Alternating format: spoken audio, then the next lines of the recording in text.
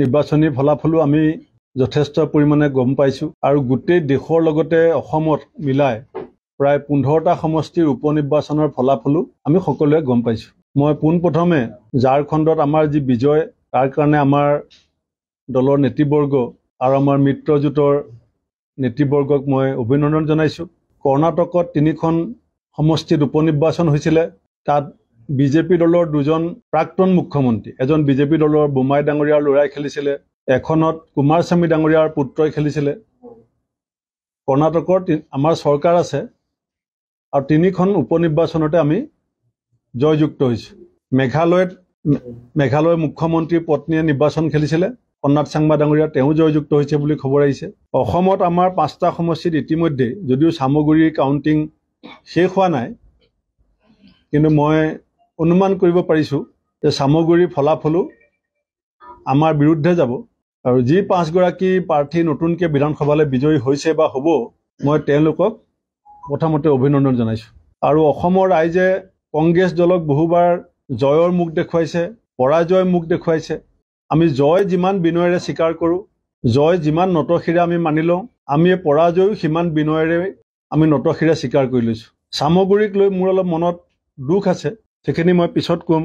কিন্তু এটা কথা আজি অসমৰ কোনো সংবাদ মাধ্যমে আলোচনা কৰা নাই যে 4 মাহ ধৰি অসমৰ মুখ্যমন্ত্ৰী হিমন্ত বিশ্ব শৰ্মা ডাঙৰীয়াই অসমত পাৰ্ট টাইম চিফ মিনিষ্টাৰৰ ভূমিকা পালন কৰিছিল। তেখেতে যোৱা 4 মাহৰ অধিক সময় ঝাৰখণ্ডত আছিলে আৰু এজন সাম্প্ৰদায়িক ৰাজনীতিৰ মাষ্টাৰ মাইণ্ড হিচাপে তেখেতক ঝাৰখণ্ডত যিটো দায়িত্ব দিয়া হৈছিলে, সাম্প্ৰদায়িক ৰাজনৈতিক কূট কৌশলে যে ঝাৰখণ্ডত কাম নিদিলে, তেখেতে যে সফল নহ'ল।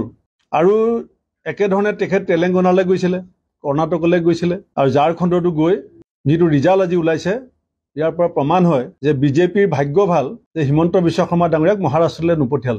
মহাৰাষ্ট্ৰলৈ যোৱা হ'লেও কৰ্ণাটক, তেলেংগানা, ঝাৰখণ্ডৰ নিচিনাই ফলাফল বিজেপিয়ে পালেহেঁতেন। আমাৰ কাৰণে অত্যন্ত সৌভাগ্যৰ কথা যে আমাৰ নেত্ৰী অল ইণ্ডিয়া কংগ্ৰেছ কমিটিৰ সাধাৰণ সম্পাদিকা প্ৰিয়ংকা গান্ধী ডাঙৰীয়ানীয়ে ৱেনাডত কেইবামুখী যুঁজত এতিয়ালৈকে যদিও সম্পূৰ্ণ ফলাফল ওলোৱা নাই, প্ৰায় 4 লাখ ভোটত আগবাঢ়ি আছে। আমি অসমৰ সমূহ কংগ্ৰেছ নেতা কৰ্মীৰ হৈ আমি প্ৰিয়ংকা গান্ধী ডাঙৰীয়ানীক আগতীয়াকৈ আপোনালোকৰ জৰিয়তে আমি অভিনন্দন জনাইছোঁ।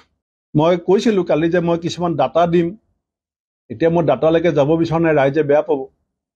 ৰাইজে ক'ব যে তেওঁ হৰাৰ পাছত আকৌ যুক্তি তৰ্কত নামিছে। কিন্তু এষাৰ কথা সঁচা যে 2024 চনৰ 24 জুনত আমি যিমান ভোট পাইছিলোঁ, চিডলি সমষ্টি আমাৰ কাৰণে প্ৰত্যাশিত পৰাজয় আছিলে। মই আগৰ পৰা কৈ আছোঁ, কাৰণ চিডলিত আমাক ৰাইজে এতিয়াও সাংগঠনিকভাৱে আমি গা কৰিবলৈ সুযোগেই পোৱা নাই। আমি দলটো নিজে হাতে ভাঙিছিলোঁ বিটিআৰত। দীঘলীয়া সময় শাসনত থাকোঁতে আমি দলটো তাত আগুৱাই নিবৰ কাৰণে একো চেষ্টা কৰা নাছিলোঁ। আৰু 21 চনতো আমি 12টা চিট এৰি দিলোঁ বিৰোধীত থাকোঁতে হঠাৎ। গতিকে তাৰ যিটো ক্ষোভ আৰু খং কংগ্ৰেছ দলৰ প্ৰতি সেই অঞ্চলৰ ৰাইজৰ আছে, সেইটো মাৰ যোৱাবৰ কাৰণে আমি বাৰে বাৰে লোকসভা উপনিৰ্বাচন খেলিছোঁ। আমাৰ চেষ্টা অব্যাহত থাকিব। বিটিআৰতো আমি কাউন্সিলৰ ইলেকশ্যন খেলিম। চিডলিবাসীক মই এই সময়ত একো ক'বলগীয়া নাই, কিন্তু এষাৰ কথা মই কৈ থৈছোঁ যে আহি আছে সময়, কংগ্ৰেছ বিটিআৰবাসীৰ কাষত সুখে দুখে থাকিব।